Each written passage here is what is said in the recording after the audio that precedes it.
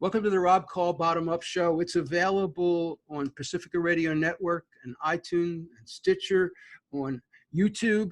The complete archives are at opednews.com/podcast. Oped News is a site that I run that's a progressive news and opinion site. We're going to get opinions and news that you're not going to see anywhere else.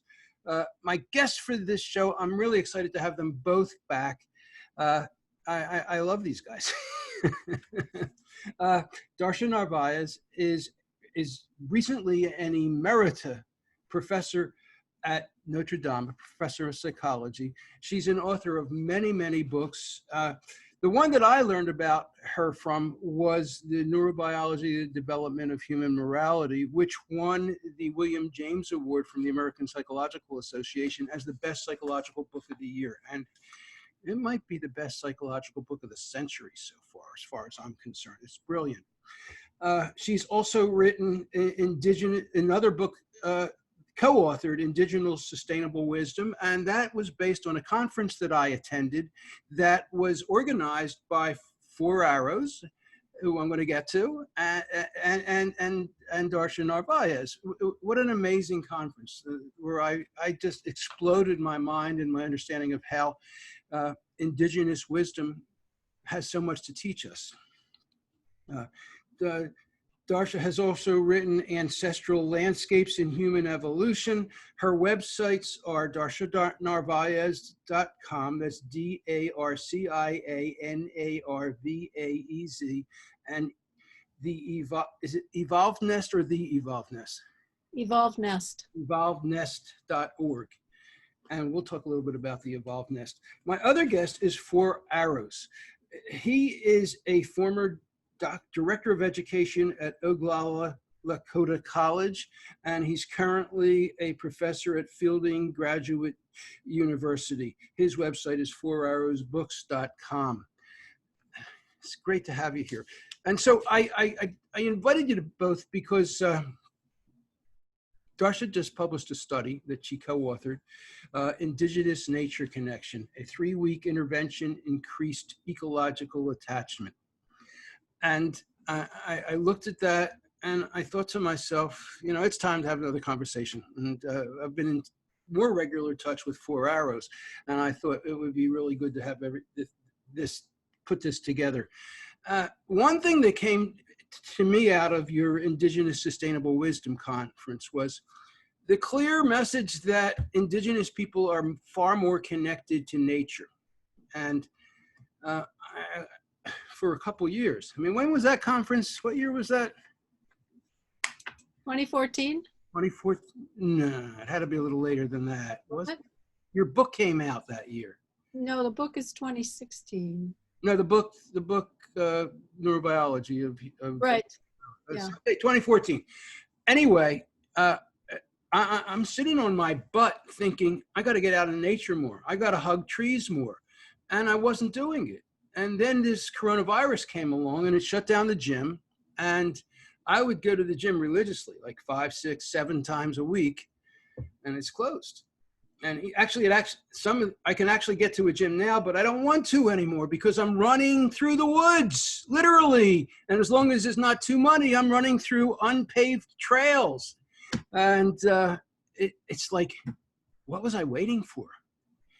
And so, Darcia, tell us a little bit about your study, why you did it, what was the significance of it, what you found, and then let's talk about the most important thing, which is that connection to nature is such an important part about being a human being, and such an important thing that we've forgotten how to do. Right, so we wanted to develop a way to help people get nature connected in the more indigenous way of feeling like they're part of your relational community, your web of life, the landscape around you, the trees, the animals, the plants, the rivers, the mountains, and so on. And so what we did is we set up an experiment. There were 2 conditions. One condition was conservation behaviors, and the other one was what we called ecological attachment to this Indigenous Nature Connection. And this is undergraduates were brought to the lab, and they were randomly assigned to a condition, and then they were, their explicit mind was directed, was with information about how important their condition was. So they read a poem, an essay, facts about, importance of conservation or the importance of nature connection.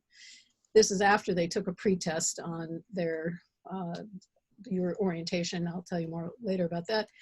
And then they got to select from a set of several dozen actions for their condition. And they picked 21 of them, put them in an envelope, and then carried off the envelope. And each day for 3 weeks, they picked one of those actions and did it for the day to focus, right? And so for conservation, it would be turned off the tap when brushing teeth and shaving, let my hair dry naturally instead of using a hair dryer, avoided using plastic, that kind of thing.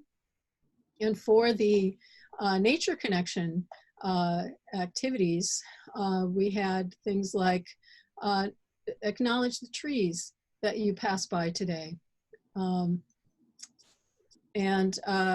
sit and watch the birds today, take a walk around the lake, find a pleasant spot to sit and close your eyes, breathe deeply, and notice how the elements feel on your skin. Give thanks for the element of water today. What bodies of water are you grateful for? That kind of thing. So each day they had a different action that they were to do. And then after 3 weeks, a little past 3 weeks, they took the post-test. And then we found that both groups increased on what we called ecological mindfulness. And that is about, let me find the items here. In the past week, I treated animals like my brothers and sisters. I showed respect for a plant.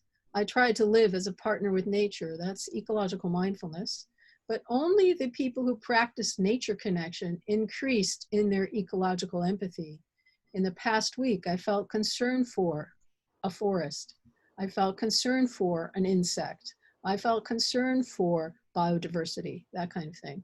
So that's what we did. And now we have this eco-attachment dance that the public can also participate in for 28 days and do 28 activities. Yeah, what's the website for that? Eco-attachment dance. If you Google that, you can find it at evolvednest.org as well. And then you can also take a pre-test and see what your scores are, and then take a post-test and see what your scores are. We're not doing anything with the data. It's not a study. Okay. So tell me more about why this is important. Well, Four Arrows can also jump in here. Our sustainable ancestors, and all of our ancestors until the last few hundred years, really felt connected to the natural world. There were rules in Europe about cutting trees, for example, or polluting a river.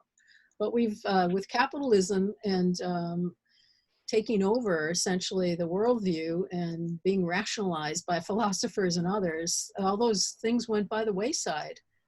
So we have, our ancestors lived with a sense of bio-community relationships. They respected the web of life. And even Europeans. Yes, even Europeans did until recent centuries, yeah. And so cutting the forests was just a tremendous blow to many traditional societies, but that would happen with capitalism and the colonialism that occurred in recent centuries. Now, go ahead. I was just going to say, it's such an important topic for today because, people are talking about the COVID-19 and obviously it's a great tragedy for people, but they're talking about let's take care of it so we can get back to normal, not knowing that it's the kind of destruction of the forest that caused it and will cause the next pandemic. So this is a contemporary concern that we should all be very conscious of. And the things that Darcia is saying about our indigenous ancestors are still true for those indigenous people living today who still know their language and their traditional ways and who have some control of the land. And that was brought out in the largest extinction rate study ever done, the biodiversity study by the United Nations. 450 scientists, 50 countries, 15,000 peer-reviewed papers. They concluded that it's not technology but indigenous worldview that is the factor that we need to be concerned about. And from what I understand, in places where indigenous people kind of maintain things and have more control, the destruction of the environment and the loss of biodiversity is profoundly less. Yeah, I think the direct quote, and you can go to my article at The Nation, just put in what the media missed. And that was the only reason they published it, because there were 7 pages in this report, and none of the, very few of the newspapers were talking about it. But they said, they described the extinction rate, which I think was something like we're predicting 1 million more creatures becoming, plants, animals, etc., extinct in 1 generation. And they said, however, and here's the quote, that extinction rate is either severely reduced or non-existent where indigenous people speak their language, maintain their traditional knowledge base, and have control of the land. So that's the sentence. And Darcia, you're really involved in the evolved nest. What's that got to do with all this? Well, our evolved nest shapes who we are, shapes our humanity.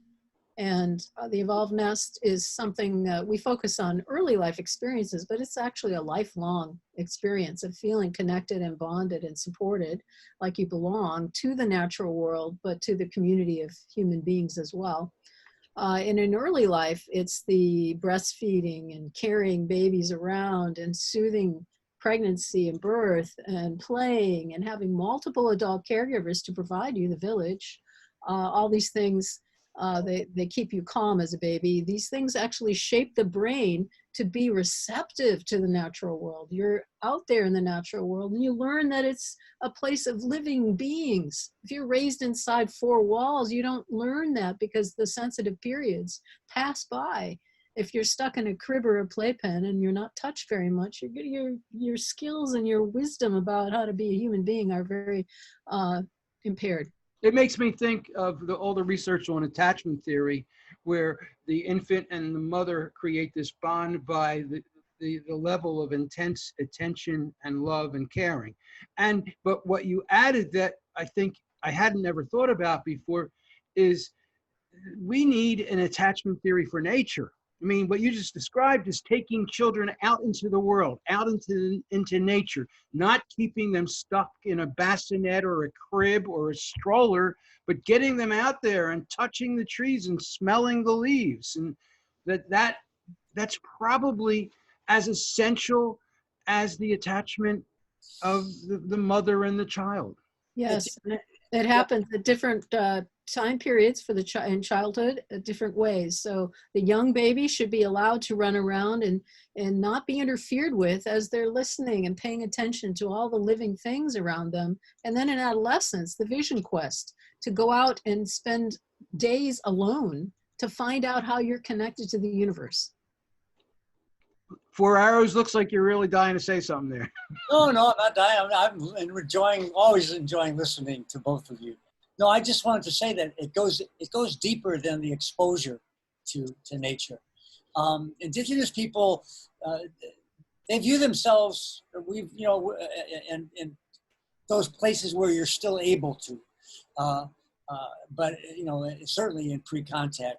But we understand that, how do I say this? That nature is part of an extended ecological family, and that we share the same ancestry and origins with the trees. We share the same ancestry and origins with the fish, with the birds, and that's real. It's an awareness that the environment is about kinship. And that's taught in our stories. So when children are out immersed in it and watching the birds and listening, there are stories that talk about them being teachers. There's stories that help them understand the reciprocity that exists. And so when you believe that your ancestors have the same spirits. In fact, there's a book that just came out called Amerindian Rebirthing, where they looked at children who had remembered previous parents. in a previous lifetime. And these scholars interviewed them, and they referred to coming back in about 40% of the cases as cedar trees and salmon. We don't think about that when we think about the concept of reincarnation. But so it's this intrinsic idea is that we are in true sync, and we affect nature, nature affects us, we're a family, and that is what we have escaped. That is what we have let go with over the last 7,000 or 8,000 years.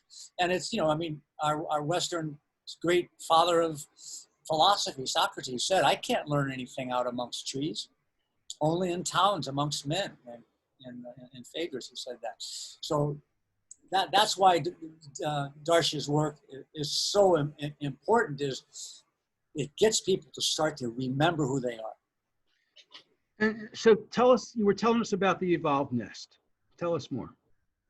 So the evolved nest is designed by evolution to optimize normal development. So every animal has a developmental system to raise its young, to optimize and to build a healthy, intelligent individual. We do too. We kind of forgot it in the civilized world, but especially in the capitalistic, industrialized world. And so that's where the mother needs to be supported during pregnancy and be calm and sing to baby. Baby will remember the song she sings, and in some societies they invent a song. The mother invents a song for that particular child, and then after birth it's used to calm the child later, and the community learns that song.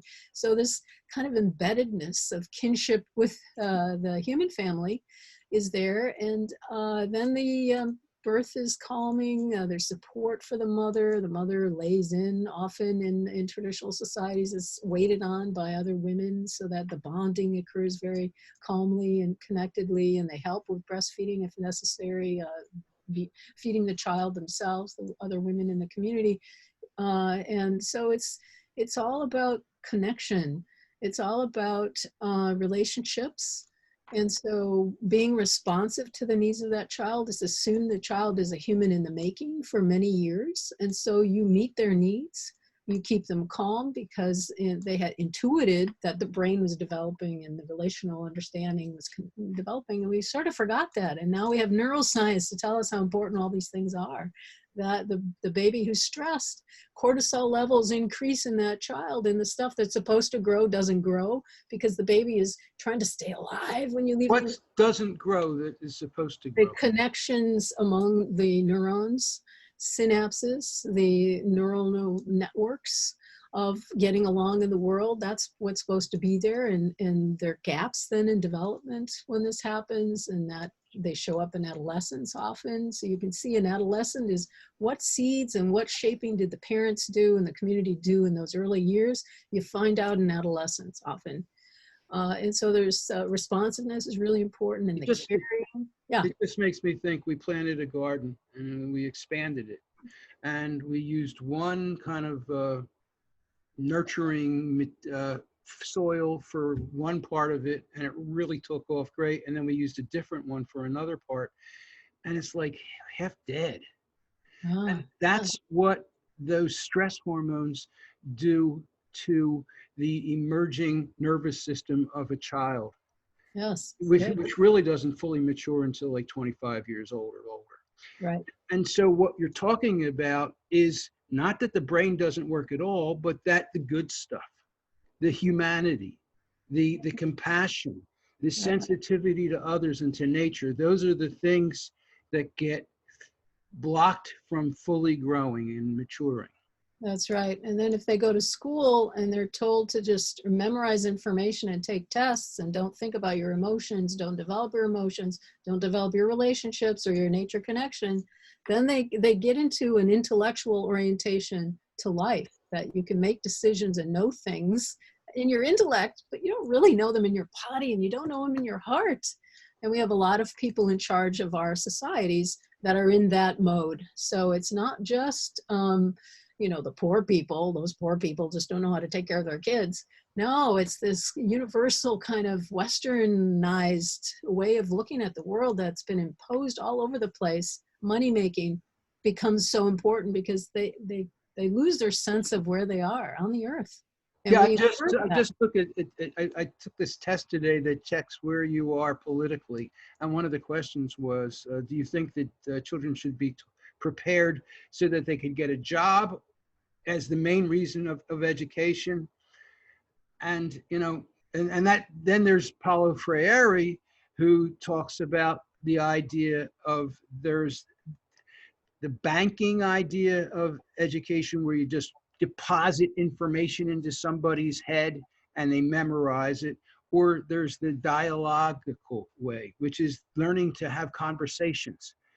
And I think the right way is to learn to think, learn to have conversations, and not to memorize things. And you certainly don't want to just have education that is aimed at preparing somebody for some bean counter job of some sort. You want to prepare people so they can think intelligently and interact with other people and with nature and the world in a competent, responsible, human way. I'd go further. I'd go further and say education in the Indigenous perspective is about self-transformation. Are you becoming more your true self? Are you becoming more related? Are you more intuitively connected to the natural world, to fostering flourishing around you?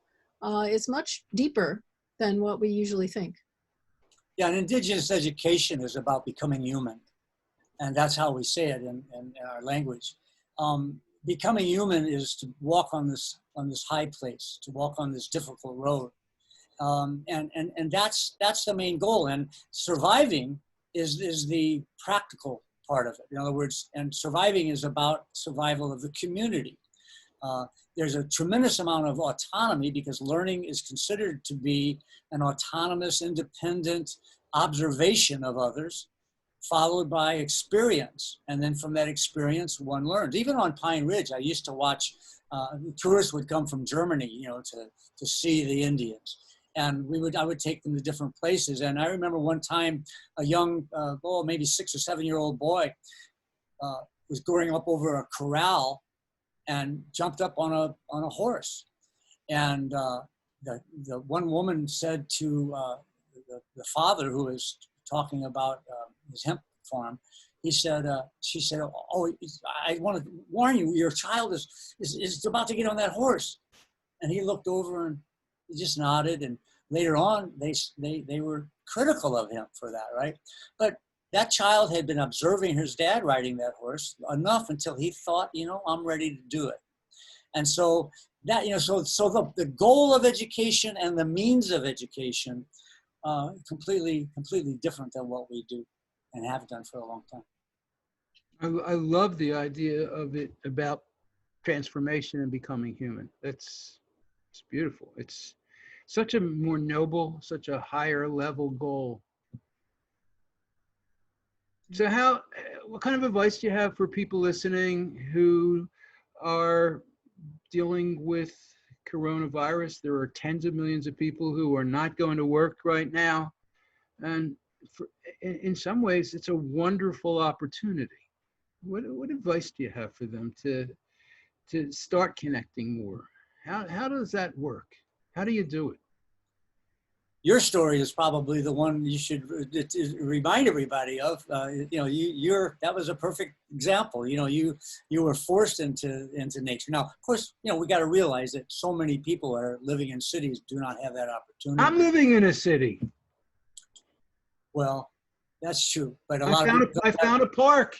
You found a park, though. That's my point. Yeah, it's not everybody has parks, but everybody has nature. You can find the weeds growing through the concrete. You can study those, the insects, the birds, the clouds. I closed a segment just a little while ago playing a song that was a Cherokee lullaby that the mothers on the Trail of Tears actually sang to their children. Now, anybody that knows what the Trail of Tears was knows the horror of it. But yet every night, and this gets to what Darcia was saying about mothers caring for the children, but it also gets to the nature connection. The song lyrics And maybe I'll close by playing the flute melody for you. But the song lyrics were saying, at the end of the horrible day of people dying all around and getting beaten and all that, did you see the beautiful animals in the clouds? Did you see the beautiful colors of the trout in the brook when we crossed it? Did you see the grasses dancing in the wind? Did you hear the beautiful sounds of the birds? So this nurturing of what is really important was even in that kind of a situation. And the Navajo have the same thing. The Navajo have the pollen path, see the beauty in front of you, behind you, to the right. So during COVID, being able to take the situation as a teaching, that this is a virus, this is a being, it's a spirit that's telling us, hey, what we're doing is disrupting nature and causing the viruses that are always around to mutate in a way that's harmful. And so what we've got to focus on now isn't just getting well, it's stopping the process, which is continuing while we're getting well. So I can tell you too, I was teaching my last class this past semester, and it was called Morality, Parenting, and Nature Connection in the Anthropocene. And we were supposed to spend the last half of the class outside pretty much because it's spring semester, you can't do it early. And that's when we went online because of the COVID pandemic. And so the students were spread out across the country, but also around the world. And they then found, I adjusted the class so that they did Nature Connection by themselves instead of as a group. And they found it very calming to do that. And even the student who was in Colombia, Bogota, Colombia, who could not go outside because of the rules there, and they were in an apartment, she found ways to do things. And she found on her little balcony a nest of birds in their little planter. And she grew a seed planted a seed, put it in a plastic bag and watched it grow. And there are ways to do things, or watch the clouds, like Fuero said. So there are ways to do this no matter where we are. Nature is around us. I think of the former president of Uruguay who was in solitary confinement for 10 years or something. And he said the way he kept from going crazy was he would share his meals with the cockroaches and the mice, because he built his own community right there. And we can do that wherever we are. I always prep for my interviews. And I did read your study. But for this one, I went out to my garden. I spent the last 15 minutes right before I came here just working on the garden and looking at the plants and looking at the insects that were there. And I thought that was an appropriate prep that I don't usually do. That's great. Now, for many years, I've asked people at the beginning of a workshop and I've already pre-planned where there are some plants or trees. I'll say, as they're putting their books down, would you all go out and touch the trees in the foyer outside and come back in? And people look at me strangely, and they do it and come back in. And then I hit them with the big one. I go, all right, you're going to probably laugh, but please trust me on this. I want you to go out again. You can touch the same tree or a different one. But this time, I want you to do it a little differently. Before you touch it, I want you to ask permission. And of course, people go, kind of they laugh. But then I say, and wait for a response before you touch it. And then people are realizing, what the heck did they come to listen to me for? But they walk out and they do it. And I've done this so many times over the years in maybe 4 countries. And when they come back in that room, you can hear a pin drop. And when I ask for them to say what happened, there's always someone who cries. There's always someone who says, I thought this was really, crazy. And then they'll tell a story of some sense of a story or a communication about a tree. Well, it's what we do in our sun dances. We spend 2 hours asking permission for a tree to dance with us before we cut it down. Okay, we need to take a break now. And we're going to come back. We're going to talk more about connecting with trees, because I think you can go even deeper than you have. You're just given the first exercise. I want to hear some more about that. So I'm going to pause for 10 seconds and then 20 seconds, and then we'll come back. And I'll do a brief bio again.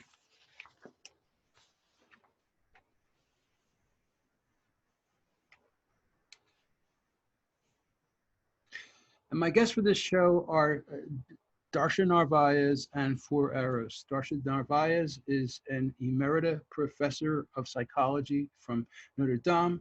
She's the author of a wide range of books. I think her book, Neurobiology, the Development of Human Morality, which won the best book of the year from the American Psychological Association, the William James Award, could be the best book of the century so far. And the work she's doing is incredible.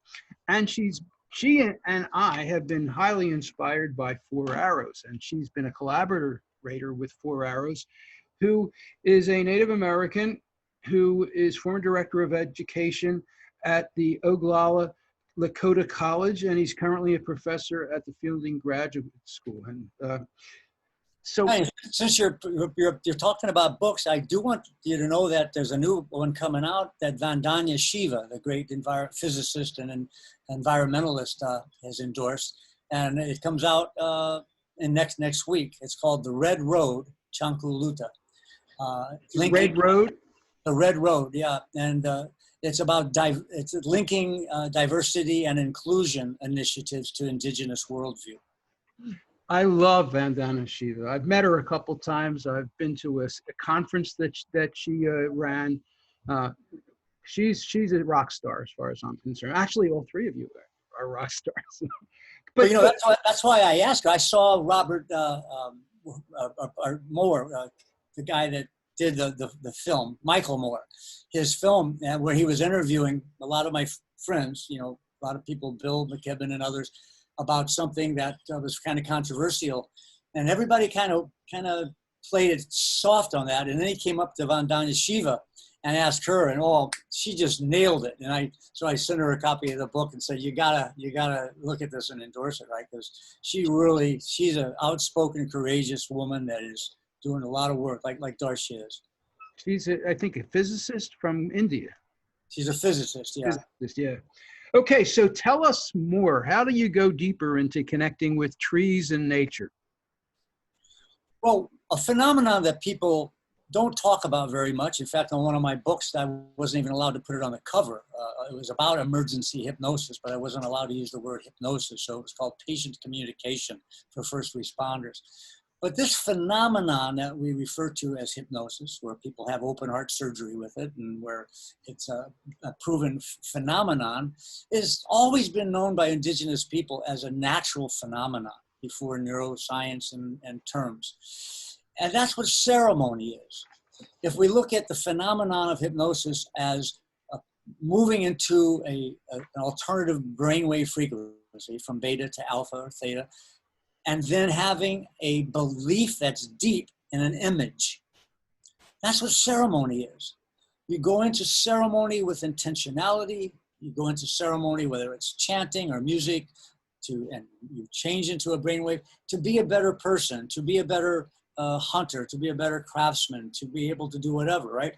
So that's been lost to us. Now, meditation has brought that back. And I've just had a conversation with Ed Bastian, who's got his PhD in Buddhism and speaks fluent Tibetan. And we talked about how meditation and hypnosis are so similar. And it's just about really the intentions and the image. So when people want to get this connection with nature, it's natural, as Darcia's research has shown. And yet at the same time, it can be enhanced by going into this alternative, non-critical, lower brainwave frequency. John Young, the famous tracker, who was a protege of Tom Brown, was a good friend of mine. We did a 2-week seminar in Mendocino County for children, doing exactly what Darcia's experiment did. We had them out and going next to trees and being out in the wilderness, you know, all day. And then we bring them in, and their parents were there. And once they learned how to stop thinking in a normal way that the three of us are probably thinking now, and they tuned in, that's when they heard the tree. that tuning in is when the birds, instead of staying far away from them, came right up to them and ate right next to their knee. We were at closing time in this big football field, and John was up on a stage and I was down below, and two fawns, baby deer, walked right into the circle. And there's 100 and something people there. Walked right into the circle and was eating grass. And of course, everybody's elbowing and pointing. And John just looked and said, well, what did you expect? You've been doing this for 2 weeks, you know? So that goes deeper. But what can people do? You've got people listening or watching now. What can they do beyond? Learn to go out into nature and use whatever meditative techniques. I mean, Google is full of them. Self-hypnosis, allowing yourself to imagine playing with a pendulum and getting it going, showing that when the ideomotor neurons in the fingertips make the pendulum move, that only happens when you go into a light trance state. So imagine that trance-based learning is natural. In fact, it gets us in a lot of trouble, a lot of the early childhood programs, because you're in hypnosis for their first 5 years of life, essentially, right? That's why you can learn 10 languages. You know, I want to hear a little bit about that from Darcia. Is this older state, this trance state, something that is part of the evolved nest? Yes, especially for healing. We also have our ninth component is healing practices, routine healing practices. But for a baby, yes, being carried around and in the rocking, swaying movements of their caregivers, they're going to go into that trance state. And they're going to fall asleep in it. They're going to feel so safe. And they don't develop the fearfulness that leaving a baby alone without that rocking and without touch can develop.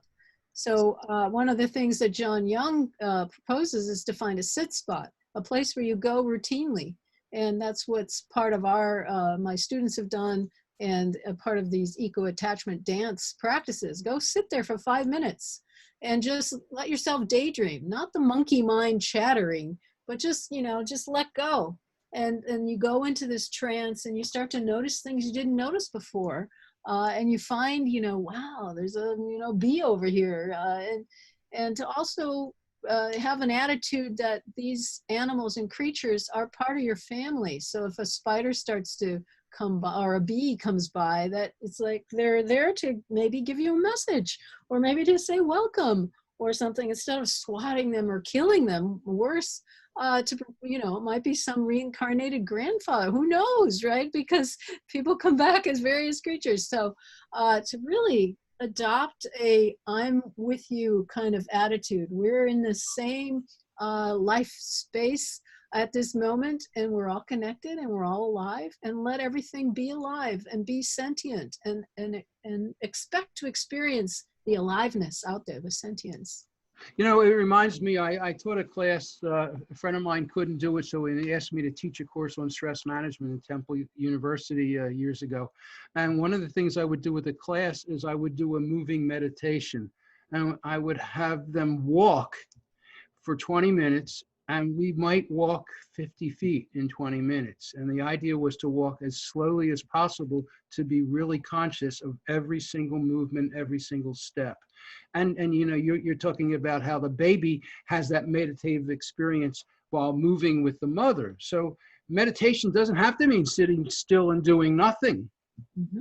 That's right. Well, but I want to go back to what Darcia said about the connection to the sentience of all that's around you. It's at both ends. And that, we're sort of getting into this understanding of trance-based learning, but we're still not into yet seeing the sentience. And that's why what Darcia just said in the last minute and a half was so beautifully said. I'll just give you one short story, a sacred story that I'm going to share. And that was on a vision quest. I went up on the hill, sat inside my tobacco ties to spend the night on the mountain.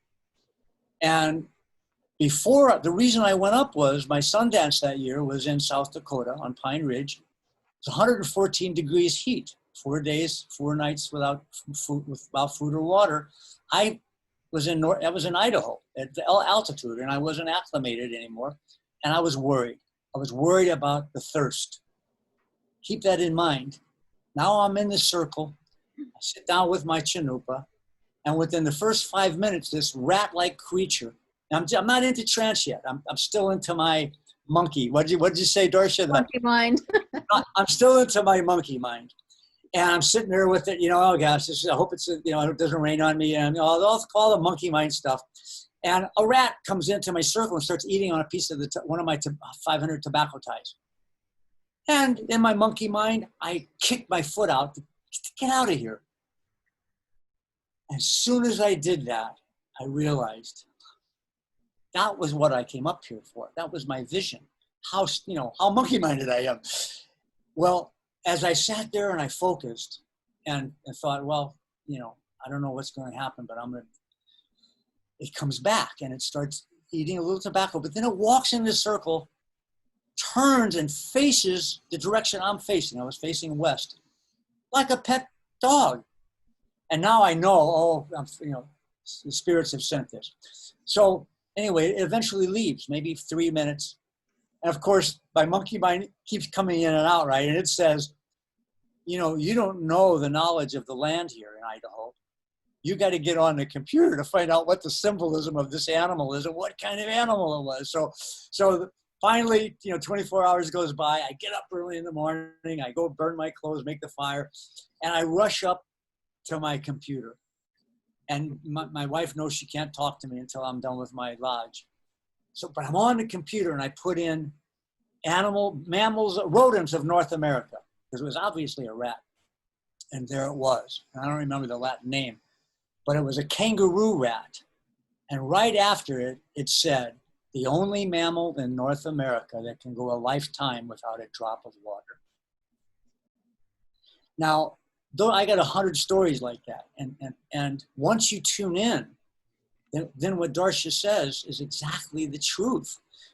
We begin to communicate in this spiritual, synchronistic kind of a way. My last interview was with Chris Vogler, who wrote the book, The Writer's Journey, which is a popularized, brilliant book on Campbell's hero with 1,000 faces, the hero's journey. And, in the hero's journey, you reject the call the first time. That's a standard part of it. And that's what you did with the kangaroo rat. And then it comes back and it calls you again. And it sounds like that's what happened there. I mean, these are cycles. I'm a real believer in cycles. Our whole life is built on all these waveforms, these up and down cycles, and nothing stays the same if it's healthy. Back in the 90s, I went to a conference at NIH on chaos theory. And one of the things that I left with was the idea that if there isn't lots of chaos happening, which is healthy, then you're probably going to die. You need chaos in your life. You need that variability in your life. But what you just described is really cool. I think it makes you take a look at what is buzzing in your face. And yeah. If the rat can go a lifetime without water, I can certainly go 4 days, right? Yeah, but and what else did it teach you? What did you learn from that? Well, I give you that one example, but I had learned that before. Like you say, I just wasn't in the groove. But no, it teaches you that there is a spirit world around us, and that spirit world is always there, and we don't pay attention to it. And so we've got to welcome it in the sun in the morning. We've got to welcome it in the moon. We've got to welcome it with the wind. We've got to get back in touch with it so we have this empathy that Darcia's experiment shows happens even in that short amount of time. There's a book that I love, also inspired by the hero's journey, called Callings by Greg Lavoie. Are you familiar with it? The wonderful book that just helps you to start recognizing these kangaroo mice in our lives, these callings that give us opportunities to open up new doors and new windows into new ways that we can grow, that we can be reborn, that we can wake up. And I think that's what you're talking about, right? It is.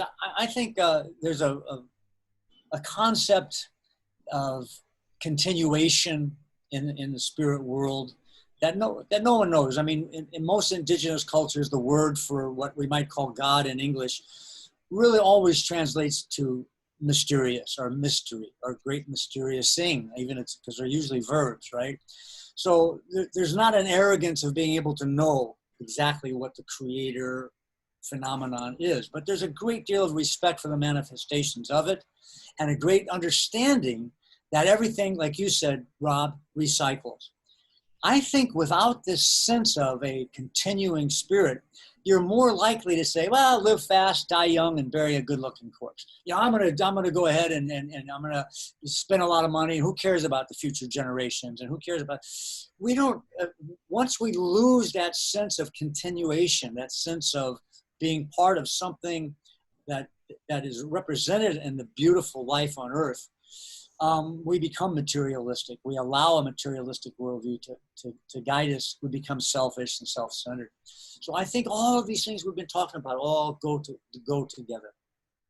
Well, talking about doing a dance, Darcia, I would love to hear your thoughts. And you know, one of the things you did in your study was you looked at a lot of different kind of ways of connecting, of being conscious. And maybe you could talk a bit about that if you're up for it or whatever.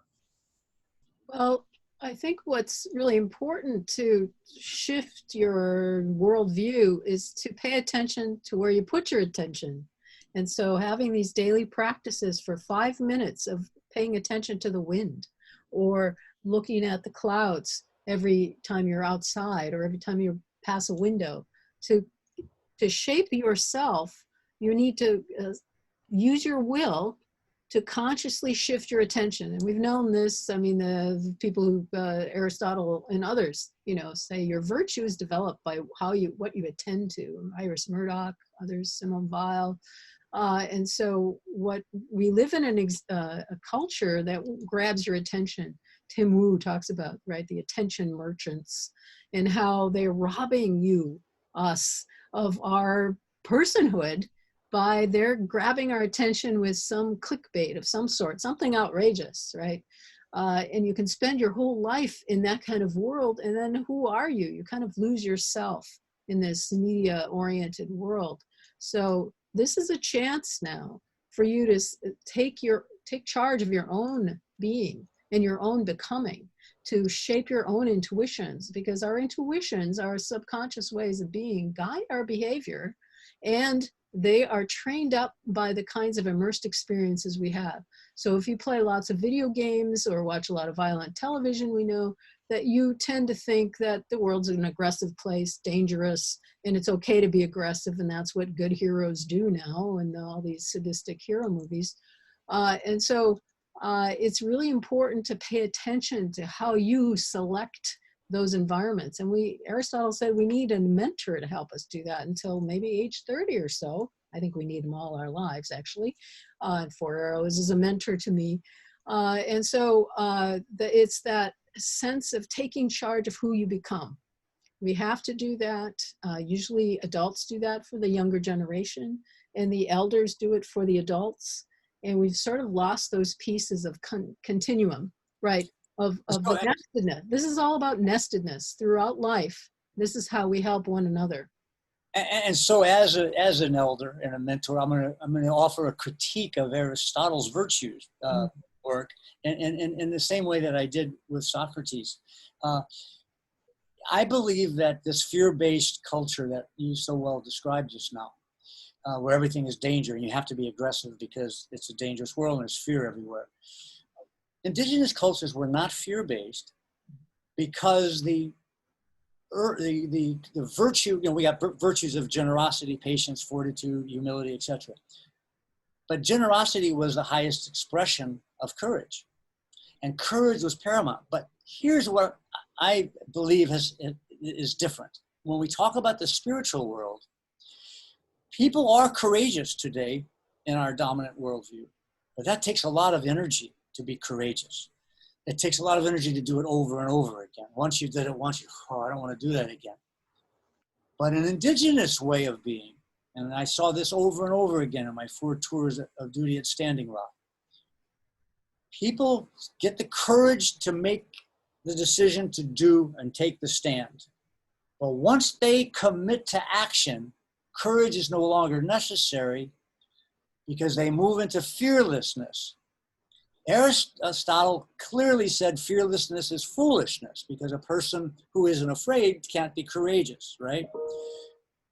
The only Western philosopher that I found actually was Eastern Gandhi. He said, no, fearlessness, you can get to there.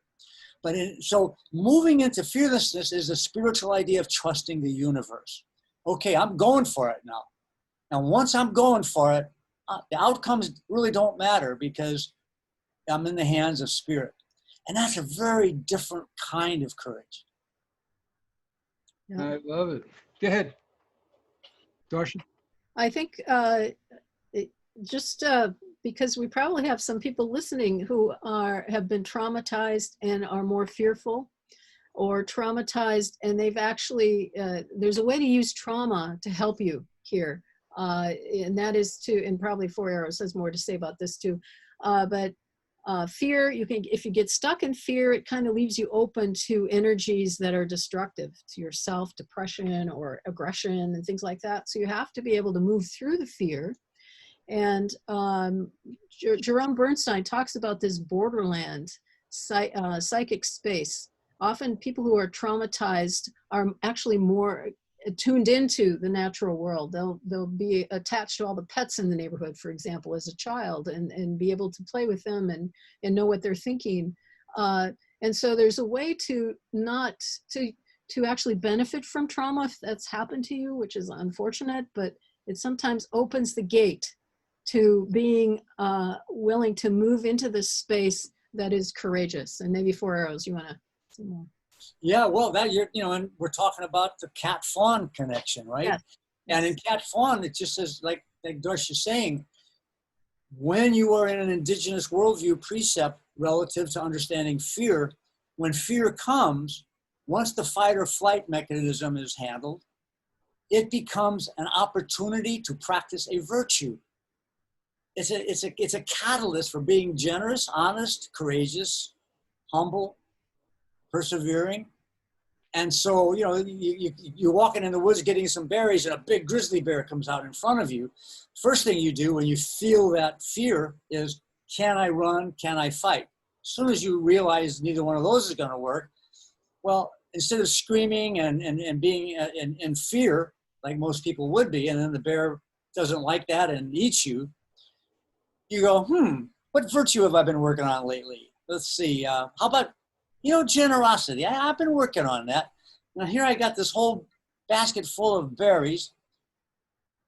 Miss Grizzly Bear, look, I got berries for you. And if you want my body, if your kids need it more than my kids need these berries, I offer myself to you. The bear never having been treated that way lets him go, right? So we can learn to say, okay, here's the fear. Whose authority do I think it's a fear on? You go back into early childhood often on that. What words am I saying to myself? And how have I used nature? That's the fawn, F-A-W-N. And then you say, okay, how can I use fear as an opportunity here? Like Darcia was saying. So we've got 2 minutes left. Final thoughts? Advice? No, get out there. Find the nature connection that you can take advantage of now. Wherever you are, the clouds are there, the sky is there, the sun is there, the grass, the soil. Put your hands in the soil. You can actually interrupt obsessive compulsive disorder if you garden instead of washing your hands and keep expanding that amount of time. So it's a very healing thing. Earthing, lie on the grass, lie on the ground for 20 minutes at least, lowers cholesterol. So there's all this stuff we know. It's ancient wisdom, really, and we're bringing it back. All right. And I'll close on following that with just saying, and at the same time, remember, no matter how bad things are, to look for the beauty. And I'm going to fade out here with playing one version of the Cherokee lullaby that the mother sang on the Trail of Tears. And while you're doing that, I'll give the closing bios. Very good. I'll be background music for you. And my guests for this show have been Darcia Narvaez, Emerita professor of psychology at Notre Dame and the author of multiple books, including the William James Award-winning book, Neurobiology, the Development of Human Morality. Her website is darcianarvaez.com and evolveness.org. And for Arrows is the former director of education at Oglala Lakota College. And he's currently professor at Fielding Graduate University. His website is fourarrowsbooks.com. Thank you both for being on the show. And remember, get back to nature. Thank you. Thanks.